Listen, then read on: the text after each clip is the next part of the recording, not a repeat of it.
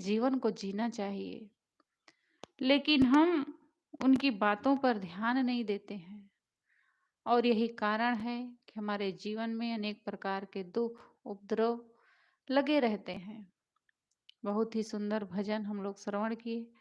आइए कुछ समय में भी आप सबके समक्ष विचार रखती हूँ। एक भजन है।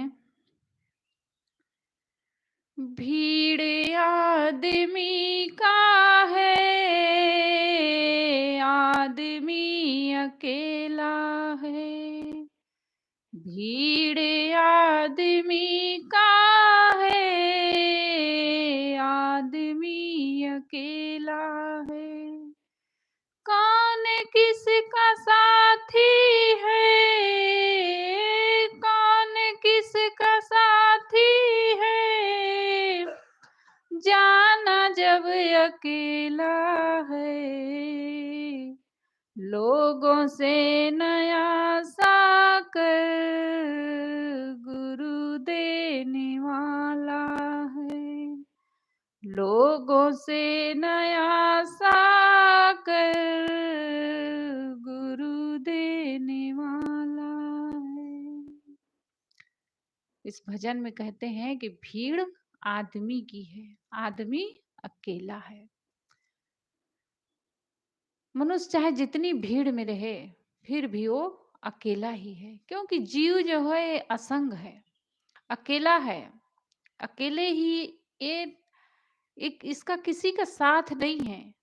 जीव अकेले ही आता है और अकेले ही संसार से जाता है। बीच में हम सब अनेक प्रकार का इतना झमेला बटोर लेते हैं कि ऐसे लगता है कि सब हमारा है। बड़े बड़े राजे महाराजे आए दुनिया में और बहुत कुछ संग्रह किए, बहुत बड़े बड़े परिवार इकट्ठा किए। हम सब राजा रामचंद्र को ही ले लें कि इतना बड़ा परिवार, इतना प्रेम, लेकिन फिर भी कोई किसी के साथ गया? प्राण प्यारी पत्नी सीता कहाँ साथ जा सकी? वो अकेले पहले ही चली जाती है। राम अकेले जाते हैं, लक्ष्मण सब अकेले अकेले चले जाते हैं, कोई किसी के साथ नहीं जाता है। साहब कहते हैं, गए राम ओ गए लक्ष्मणा, संग न गई सीता ऐसी धना। जात कौरवे लाग न बारा, गए भोज जिन साजल धारा। गए पांडव कुंता ऐसी रानी, गए सहदेव जिन बुद्धि मति ठानी। बड़े साहब बड़ों बड़ों का नाम लेते हैं कि सब इस दुनिया में आए और अपने अच्छे बुरे कर्म करके और इस संसार से विदा हो गए। इस भजन में कहा गया है कि भीड़ आदमी का है, आदमी अकेला है। कौन किसका साथी है, जाना जब अकेला है। यहाँ कोई किसी का साथी नहीं है, बीच में सब मिला हुआ है और बीच में ही छूट जाएगा। यहाँ कोई किसी का साथ नहीं है। जीव का नात ना काहू से जानो, जीव का नाता किसी से नहीं है, केवल इस शरीर का नाता है कि जो हम सब बना करके बैठे हैं। आगे कहते हैं, पास में है माल जब तक हाथ सब मिलाएंगे, देखा हाथ खाली है फिर नजर न आएंगे। पास में है माल जब तक हाथ सब मिलाएंगे, देखा हाथ खाली है फिर नजर न आएंगे। झूठे रिश्ते नाते हैं, व्यर्थ का झमेला है। झूठे रिश्ते नाते हैं, व्यर्थ का झमेला है। भीड़ में खड़ा है पर, भीड़ में खड़ा है पर, आदमी अकेला है। भीड़ आदमी का है, आदमी अकेला है। क्या कह रहे हैं? पास में है माल जब तक हाथ सब मिलाएंगे, देखा हाथ खाली है फिर नजर ना आएंगे।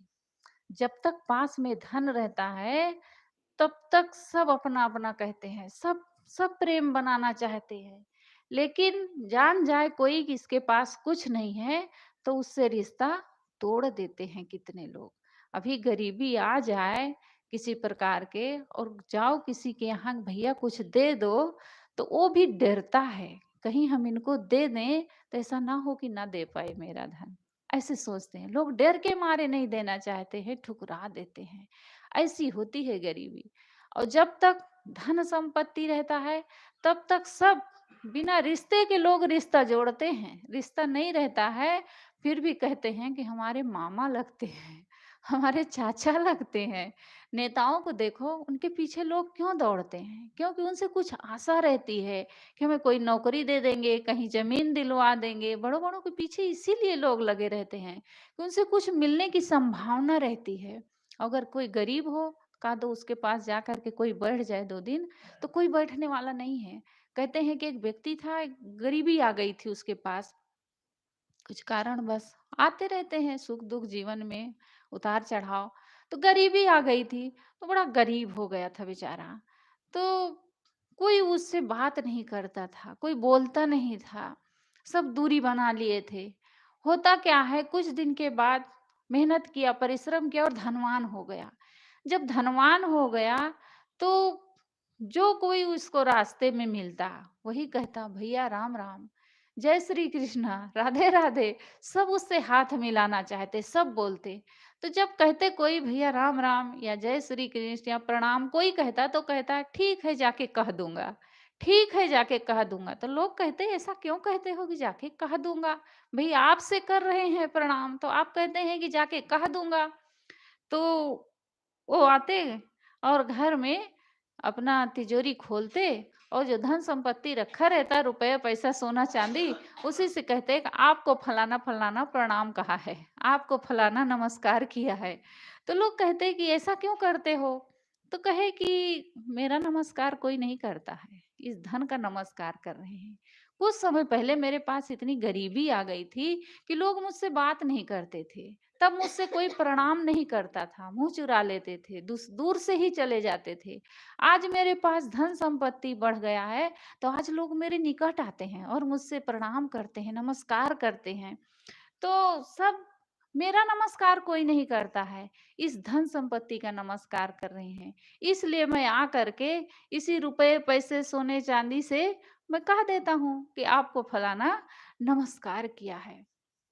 तो पास में है माल जब तक हाथ सब मिलाएंगे, देखा हाथ खाली है फिर नजर ना आएंगे।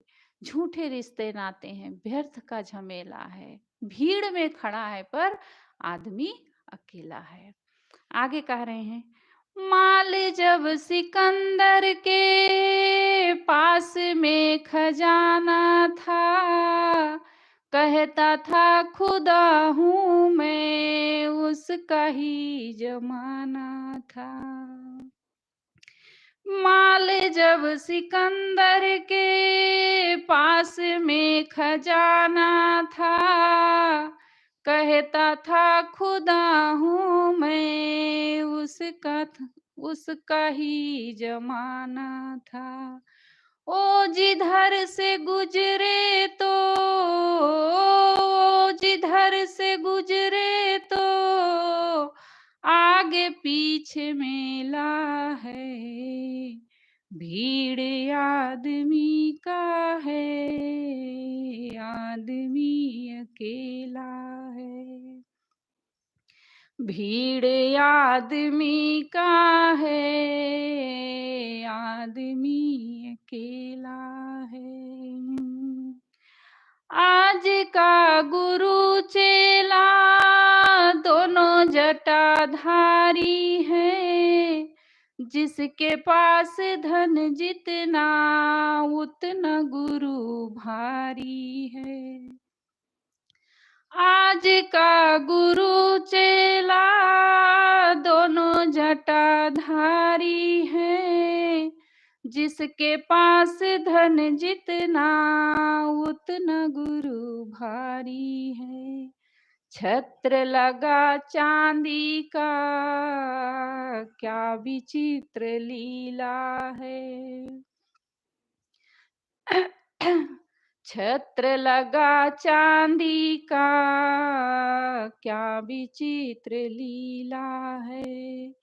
काल बलि आए तो, काल बलि आए तो, ना गुरु न चेला है। भीड़ आदमी का है, आदमी अकेला है। भीड़ आदमी का है, आदमी अकेला है। आज का गुरु चेला दोनों जटा धारी है। जिसके पास धन जितना, उतना गुरु भारी है। आज लोग गुरुओं की कीमत किससे लगाते हैं? बड़ी शिष्य शाखा है, वहां पर इतनी एकड़ जमीन है, वहां इतनी गाड़ियां हैं, वो गुरु के बड़े बड़े नेता लोग शिष्य बने हुए हैं, इससे उनकी कीमत लगाई जाती है और लोग वहां जाते हैं। क्यों? क्योंकि बताएं अहंकार पूर्वक कि हमारे गुरुजी इतने बड़े हैं। हम लोग गए थे गन्नौर, वहाँ एक आनंद मूर्ति गुरु माँ, आप लोग सुन देखते होंगे टीवी में, उनका आश्रम है, बहुत बड़ा आश्रम बनाई है, बहुत अच्छे ढंग से संचालित करती हैं। तो वहाँ गए थे, तो अब उनके यहाँ तो कोई ऐसा नियम नहीं कि साधु का ही कपड़ा पहनो, वो स्वयं ही कोई भी कपड़ा पहनती है। ऐसा कोई ढंग नहीं, ऐसा नियम नहीं है, मतलब यही कपड़े पहनना है।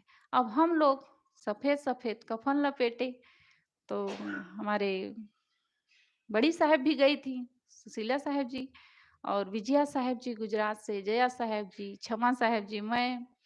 तो जब वहाँ वो लोग देखें सफेद सफेद, ये कौन है, कफन कफन लपेटे यहाँ आए हुए हैं, तो उनको बड़ा विचित्र लगता था, अजूबा लगता था, ये कहाँ से आए हैं। तो जो देखते वो देखते ही रहते, कौन है पूछते।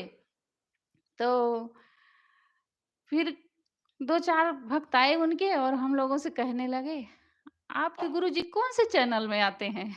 तो आप लोग कहाँ से आए हैं? कौन सी संस्था के हैं? तो बताए इलाहाबाद। तो आपके गुरुजी कौन है? तो सदगुरु अभिलाष साहिब जी। तो कौन से चैनल में आते हैं? हम लोग कहे, हमारे गुरुदेव जी तो कोई चैनल में नहीं आते हैं। गुरुदेव जी को तो ये सब पसंद ही नहीं था कि कोई चैनल में चलो पैसा खर्चा करो और वहाँ अपना प्रवचन दो और प्रचार प्रसार करो। तो पूछते थे, तो हम लोगों को लगता था कि आज पहचान किससे होगी, चैनल में जब आएंगे गुरुदेव जी तब पता चलेगा। तो लोगों को लगता है कि जिस गुरु के पास बहुत बड़े शिष्य शाखा हो, बहुत बड़ी मान मर्यादा हो, उनकी पद प्रतिष्ठा हो, बड़े बड़े शिष्य उनके चेले बने हों, या जिस आश्रम में बहुत बड़ी संपत्ति हो, उससे गुरुओं की कीमत आंकी जाती है। रहनी से, गहनी से, आचरण से मतलब नहीं है कि कैसे हैं वो, उनके पास जाने से हमें कुछ लाभ मिलेगा कि नहीं मिलेगा, उनसे हमें क्या मिलेगा, इसका उनको बोध वैराग्य से मतलब नहीं होता है। केवल इससे मतलब होता है कि इतने बड़े गुरु के हम शिष्य बन जाएंगे तो हमारी भी कहीं अलग पहचान हो जाएगी। करें आज का गुरु चेला दोनों जटाधारी हैं, जिसके पास धन जितना उतना गुरु भारी है।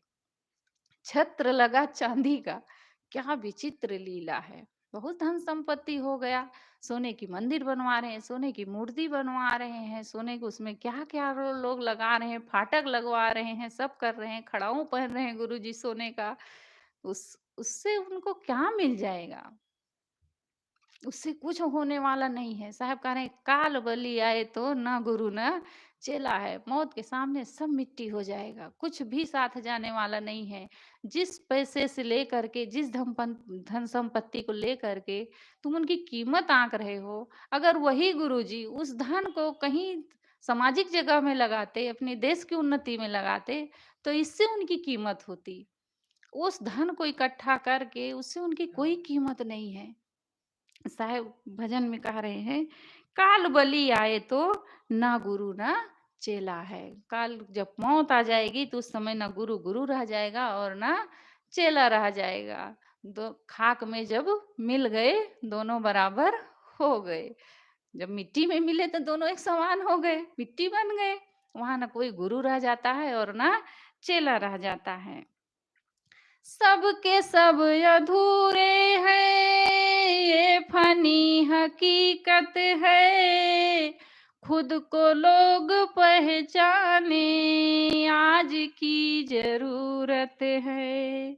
दूर तुमको जाना है और तुम अकेले हो, दूर तुमको जाना है और तुम अकेले हो। आँख खोल जागो तुम, आँख खोल जागो तुम, आखिरी ये बेला है। भीड़ आदमी का है, आदमी अकेला है। भीड़ आदमी का है, आदमी अकेला है। मन पवित्र था मेरा जब जहां में आया था, धर्म कर्म कुछ ना था, अपने ना पराए थे। जब जन्म लेकर के आते हैं संसार में तो कितना पवित्र होते हैं, कितना शुद्ध, किसी प्रकार के न छल न कपट न बैर न दुश्मनी न मेरा न तेरा, कुछ का मेरा तेरा का कोई भाव ही नहीं रहता है। लेकिन वही बच्चा जब धीरे-धीरे बड़ा हो जाता है, तो कितना मैं, मेरा मैं, मेरी माँ है, मेरा धन है, मेरी संपत्ति है, मेरा परिवार है और ये मत मेरा है, ये संप्रदाय मेरा है, हम ऐसे हैं वे, कितना अपने आप को बाँधता जाता है और कितना वो धीरे-धीरे विकारी होता जाता है। कह रहे हैं मन पवित्र था मेरा, जब जहाँ में आया था, धर्म कर्म कुछ न था, अपने ना पराए थे। कहते हैं एक बार संत ईसा से किसी ने कहा स्वर्ग का अधिकारी कौन हो सकता है? तो संत ईसा ने एक छोटे से बच्चे को उठाया और दिखाया, कहा स्वर्ग का अधिकारी यही बन सकता है, क्योंकि अभी एकदम बिल्कुल शुद्ध, पवित्र, निर्मल है। इसी तरह हम लोगों को भी अपना मन बनाना होगा। जब तक इस बच्चे की तरह हमारा मन कोमल, निर्मल, सरल, शुद्ध नहीं होगा, तब तक हम लोग भी कल्याण के अधिकारी, स्वर्ग के अधिकारी, मोक्ष के अधिकारी, शांति के अधिकारी नहीं हो सकते हैं।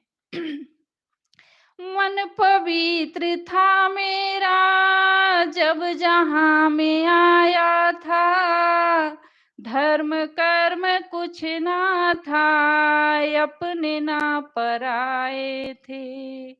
हम बेहोश हो गए, होश जब संभाला है। हम बेहोश हो गए, होश जब संभाला है। पहले से जो डूबे हैं, पहले से जो डूबे हैं, हमको भी धकेला है। भीड़ आदमी का है, आदमी अकेला है। भीड़ आदमी का है, आदमी अकेला है। जिसके पास कुछ नहीं है पर बहुत जरूरत है, जिसके पास सब कुछ है कुछ नहीं जरूरत है। जिसके पास कुछ नहीं है पर बहुत जरूरत है, जिसके पास सब कुछ है कुछ नहीं जरूरत है। ना किसी को छोड़ा है, नाग ये विषैला है। ना किसी को छोड़ा है, नाग ये विषैला है। माया के झमेले में, माया के झमेले में सबने कष्ट झेला है। भीड़ आदमी का है, आदमी अकेला है। भीड़ आदमी का है, आदमी अकेला है। बोलिए सद्गुरुदेव की जय। आइए हमारे बीच में हमारी छोटी बहन शील प्रिया जी हैं। मैं आपसे निवेदन करती हूँ, कुछ समय आप अपने विचार रखें। बोलिए सदगुरुदेव की जय। बोलिए सदगुरुदेव की जय। परम पूज्य श्री साहेब जी, वंदनीय संत समाज, सत्संग प्रेमी सज्जनों, शक्ति भक्ति के स्रोत, ममतमयी माताओं, आप सभी के समक्ष मेरे लिए भी आज्ञा हुई है। सो आज्ञा पालनार्थ कबीर साहब जी की साखी पर कुछ कहने का प्रयास करूंगी। गुरु बिन ज्ञान ना उपजे, नहीं अज्ञान विनाश। बंदा गुरुवर देव को, जिनसे भ्रमित नाश। बंदा गुरुवर देव को, जिनसे भ्रमित नाश। सदगुरु कबीर साहब की एक साखी है। माली आवत देख के, कलियन करे पुकार, फूले फूले चुन लियो, काल हमारी बार। इस साखी को पढ़ते हैं तो ऐसा लगता है कि मानो कबीर साहब किसी बगीचे में बैठे हों और बगीचे में माली आया और फूल जो है वो तोड़कर ले गए।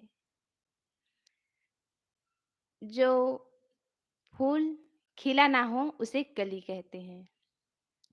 माली फूले हुए जो फूल खिला था उसे तोड़ लिया, और जो अभी फूल खिला ना हो वो कली छोड़ देता है। सदगुरु कबीर साहब जी इस दृश्य को देखते हैं, तब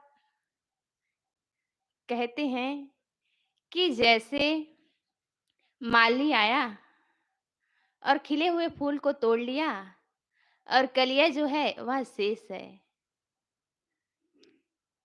इसी तरह संसार में जिसका प्रारब्ध पूरा हो गया वह चला गया, अब कल हमारी बारी है। जैसे जो कली अभी बाकी है वह कल फिर टूट टूट जाएगी, माली आकर उसे फिर तोड़ लेगा। इसी तरह हमारा भी प्रारब्ध अंत हो जाएगा तो हमें भी यमराज ले जाएगा। सदगुरु कबीर साहब जी कैसा उदाहरण देते हैं, उनकी साखी कितनी मार्मिक होती है बातों को समझाने के लिए। माली आवत देख के, कलियन करे पुकार, फूले फूले चुन लियो, काल हमारी बार। जीवन की इस वास्तविकता को हम कहाँ समझ पाते हैं। देख रहे हैं लोग मर रहे हैं रोज, लेकिन अपने मरने का कहाँ हमें कहाँ चेत होता है। हम कहाँ समझते हैं कि ये शरीर झूठा है, ये संसार झूठा है, इसमें हमारा निवास थोड़े दिनों का है। सदगुरु सदगुरु कबीर साहब जी इस साखी के माध्यम से इसी को समझाते हैं कि देखो, जीवन में आए हो तो भूल ना जाना। देख रहे हो रोज संसार में हर रोज कोई ना कोई व्यक्ति मर रहा है, इसी तरह हमें भी एक दिन मरना है। हम तो भूले रहते हैं इस संसार में आकर, ये भूल जाते हैं कि हमें एक दिन मरना है, ये शरीर को एक दिन छोड़ना है। यदि इसकी वास्तविकता का हमें ज्ञान हो कि यह शरीर झूठा है, ये संसार झूठे हैं, हमारा निवास थोड़े दिन का है, संसार मुसाफिर खाने की तरह है कि जो आया है वह एक दिन जाएगा। इसकी वास्तविकता का जिसे पता हो जाता है, जो रात दिन अपने मौत को याद करता है, उसे कहीं मोह कहीं शोक नहीं होता। हमें मोह शोक इसी वजह से होता है कि हम इस संसार में आकर इस संसार में भूल जाते हैं, प्राणी में पदार्थों में हम भूल जाते हैं, इस शरीर को अपना मान लेते हैं। हमें लगता है कि हम कभी मरेंगे नहीं, हम सदैव जीवित रहेंगे। यदि हम जान जाएँ कि हमें एक दिन मरना है, आज नहीं तो कल हमारी भी मृत्यु हो जाएगी, तो हम अपने वर्तमान समय में अपने कल्याण का काम कर सकते हैं। यदि जीवन मिला है और जीवन में जो काम करना है, उस काम को हम ना कर सके, तो जीवन फालतू ही चला जाएगा, जीवन व्यर्थ हो जाएगा। जीवन हमें क्यों मिला है? हमें इस जीवन को कैसे जीना है? इसका लोगों को बोध ही नहीं है। संत गुरु के शरण में आते नहीं, सत्संग करते नहीं, तो उसे जीवन कैसे जीना है, हम जीवन में क्यों आए हैं, इसका उन्हें मतलब ही पता नहीं है। सद्गुरु कबीर साहब जी की साखियों को पढ़े तो लगता है कि जीवन क्षणिक है, क्षणभंगुर है। लेकिन थोड़े समय में यह बात जो है भूल जाती है। वह क्यों भूल जाती है? क्योंकि हम जो संतों के वचन हैं, उनके जो ज्ञान हैं, सद्ग्रंथों का जो अध्ययन है, उनको तो हम कर लेते हैं, लेकिन उनका मनन चिंतन हम नहीं कर पाते हैं। सत्संग सुनने वालों की संख्या यदि 100 हो, तो उस पर मनन चिंतन करने वाले की संख्या 50 होगी। और मनन चिंतन करने वाले की संख्या 50 होगी, तो उसमें अपने जीवन को धारण करने के लिए जो ज्ञान की बातें हैं, उसे अपने जीवन में धारण करने वाले कोई 5% या 1% ही होगा। यदि हम गुरु के बताए हुए ज्ञान को अपने जीवन में अमल कर ले, अपने जीवन में धारण कर ले, तो हमारा कल्याण रखा रखाया है। लेकिन हम तो इसी भूल में पड़े हुए हैं कि आज नहीं कल, कल नहीं परसों। सद्गुरु कबीर साहब जी की साखियों को देखे, कल करे सो आज कर, आज करे सो अब, पल में प्रलय होएगी, बहुरी करेगा कब। क्यों कल पर टालते हो अपने काम को? खाना तो हम कल पर नहीं टालते, सोना तो हम कल पर नहीं टालते, फिर अपने कल्याण के कामों में हम पीछे क्यों हटते हैं? एक कहानी है इस बात को समझाने के लिए। एक इंसान घने जंगल में भागे जा रहा था। अंधेरा हो गया था। रास्ते में उसे कुआं दिखाई नहीं दिया और वह उसमें गिर गया। अब गिरते-गिरते नसीब वाला था, नसीब उनका बलवान था, तो एक पेड़ की झुकी हुई डाली उनके हाथों में आ गई। वह उसे पकड़ लिया। अब नीचे देखा तो 4-4 मगरमच्छ उसके इंतजार में मुंह खोले हुए। वह व्यक्ति घबरा गया। उन्होंने जिस डाली को पकड़ रखा था, उसे 2 चूहे कुतरे जा रहे थे। इतने में ये कम था, तो एक हाथी आया और जोर-जोर से उस पेड़ को हिलाने में लग गया। वह इंसान बहुत डर गया। अब जब मनुष्य को भय सवार होता है, तब वह सबसे पहले भगवान को याद करता है। वह मनुष्य कहने लगा, हे भगवान मुझे बचा लो, मुझे बचा लो। भगवान मुझे बचा लो, मैं आपका भजन करूँगा, मैं आपका कीर्तन करूँगा। ऐसा वह व्यक्ति रोने लगा, गिड़गिड़ाने लगा। जब उस पेड़ को की डाली को पकड़ा था, उस पेड़ को हाथी हिला रहा था, लगता था कि वह जड़ से उखाड़ कर ही इसे मानेगा। उस पेड़ में मधुमक्खियों का छत्ता था। जब हाथी पेड़ को हिला रहा था, तब उसमें से मधुमक्खियाँ उड़ने लगी थी और उस मधुमक्खी के छत्ते से रस की बूंदें टपकने लगी, शहद टपकने लगा। उसकी एक बूंद उसके होठों पर आकर गिरी, वह उसे चाटा। गजब का मीठा था। जिस वह कहाँ फँसा है, किस उलझन में है, वह इसे भूल गया और शहद की बूंदें चाटने में लगा रहा। इतने में भगवान जी आए और कहने लगे, मैंने तुम्हारी पुकार सुनी है बालक, आओ मेरे हाथ पकड़ लो और मेरे साथ चलो। वह व्यक्ति कहने लगा, जी बस एक बूंद चाट लो फिर आऊं। शहद का एक बूंद टपकने वाला है, उसे चाट लो फिर आऊं। थोड़ी देर बाद भगवान ने फिर कहा, मैंने तुम्हारी पुकार सुनी है बालक, तुम खतरे में हो। आओ मेरा हाथ पकड़ लो और मेरे साथ चलो। वह व्यक्ति तो भूल ही गया कि मैं किस खतरे में पड़ा हूँ। वह कहने लगा, जी बस आया, बस एक बूंद और चाट लूँ फिर आऊँ। भगवान इतने में वहाँ से चला गया। इसी तरह हम भी हैं। हम इस संसार रूपी घोर जंगल में भागे जा रहे हैं। अंधेरा है अज्ञानता, पेड़ है आयु, 2 चूहे हैं दिन और रात, जो इसे समाप्त करने में लगे हुए हैं। 4 मगरमच्छ मौत, जो देख रहा है कि कब इसका प्रारब्ध अंत हो और मैं इसे ले जाऊं। मनुष्य इन खतरों में भी रहकर विषय वासना, इस शहद को चाटने में ही लगा है। संत गुरु आते हैं, समझाते हैं कि चलो इस संसार में कुछ नहीं रखा है, लेकिन मनुष्य भूल जाता है और वह इसी संसार में विषय वासना में पड़ा रहता है, विषयों के सुखों में आनंद मानता रहता है और उसका एक दिन प्रारब्ध अंत हो जाता है और वह काल के गाल में चला जाता है। जीवन की वास्तविकता को समझे।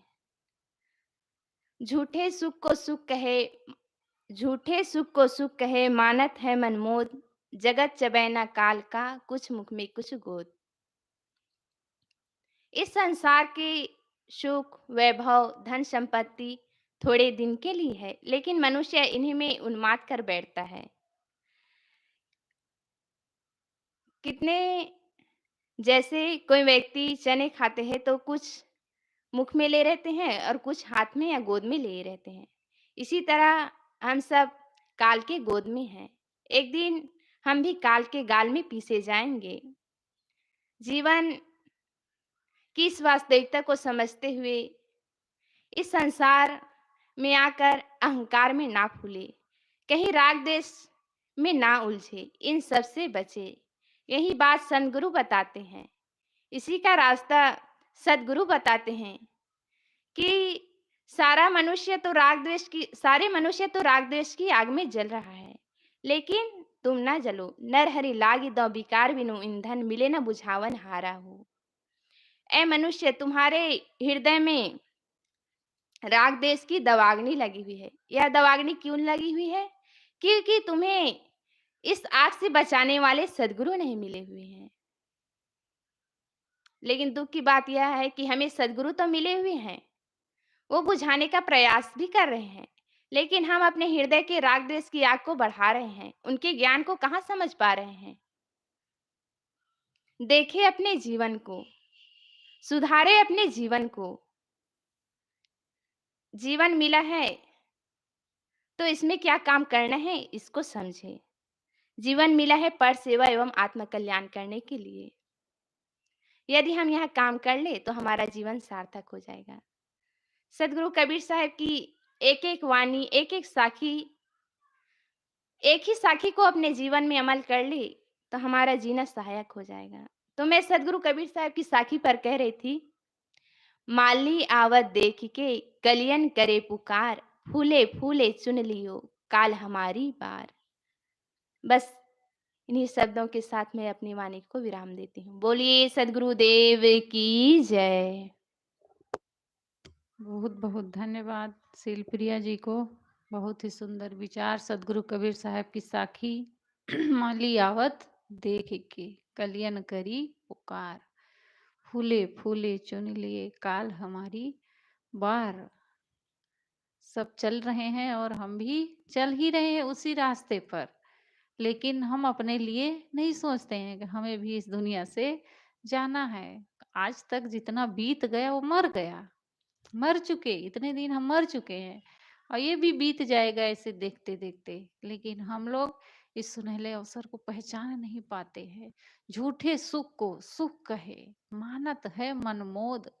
साहब कहते हैं झूठे सुख को तुम सुख कह रहे हो और उसी सुख पे फंस करके अपने कल्याण के अवसर को खो रहे हो।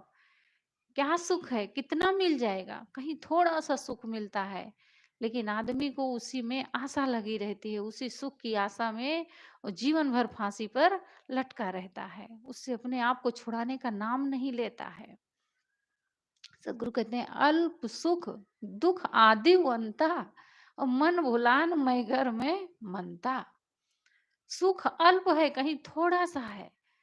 थोड़ा-सा आभास होता है नहीं, लेकिन मनुष्य को भ्रम है कि सुख है, अल्प सुख, थोड़ा सुख है, लेकिन माँ और दुःख आदि से अंत तक भरा है। क्योंकि हम इसमें जिस सुख को हम सुख मान करके इसमें अपने आप को बंधनों में बांधते जा रहे हैं, वो अनंत दुःख देने वाला है एक दिन।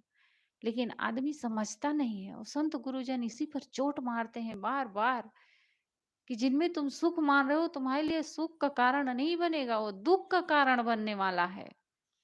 अभी पढ़ रहे हैं सुबह में भवयान सदगुरु विशाल साहब का, उसमें एक कहानी लिखा है श्री प्रेम साहब जी ने, बड़ी सुंदर लगती है वो कहानी।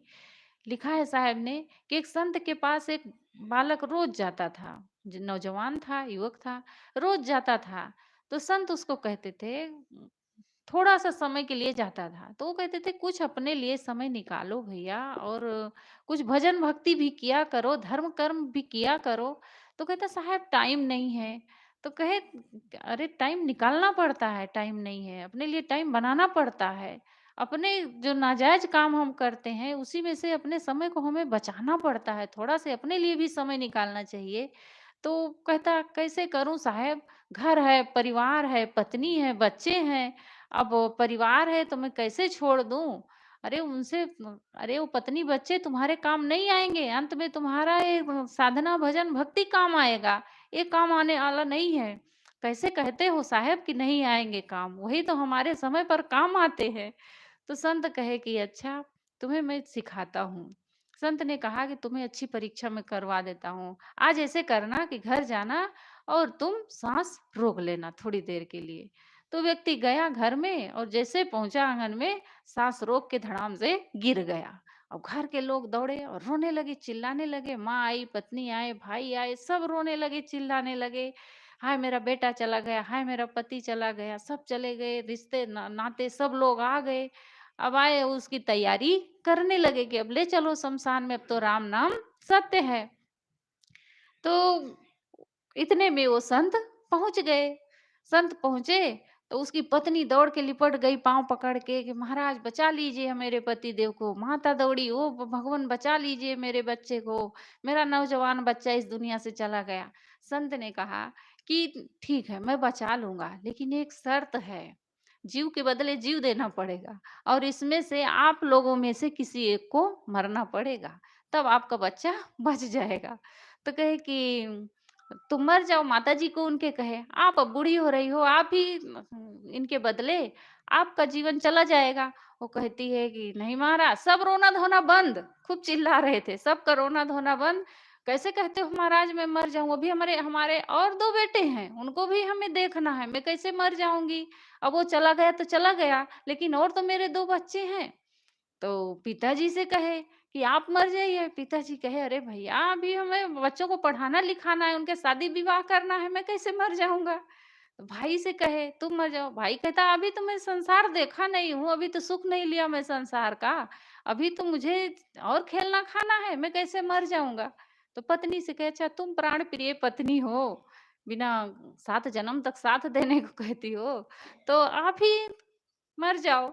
तो पत्नी कहती है वाह महाराज आप अच्छा कह रहे हैं, मैं कैसे मर जाऊंगी। अरे वो मर गया तो मर गया, दूसरा मैं कर लूंगी, दूसरी शादी कर लूंगी। सब कोरोना गाना बंद हो गया।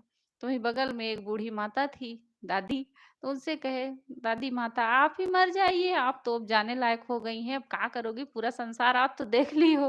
तो बूढ़ी माता कहती है मैं कैसे मर जाऊं, मैं नहीं मरूंगी, आपके कोई नहीं है, आप मर जाइए संत जी से।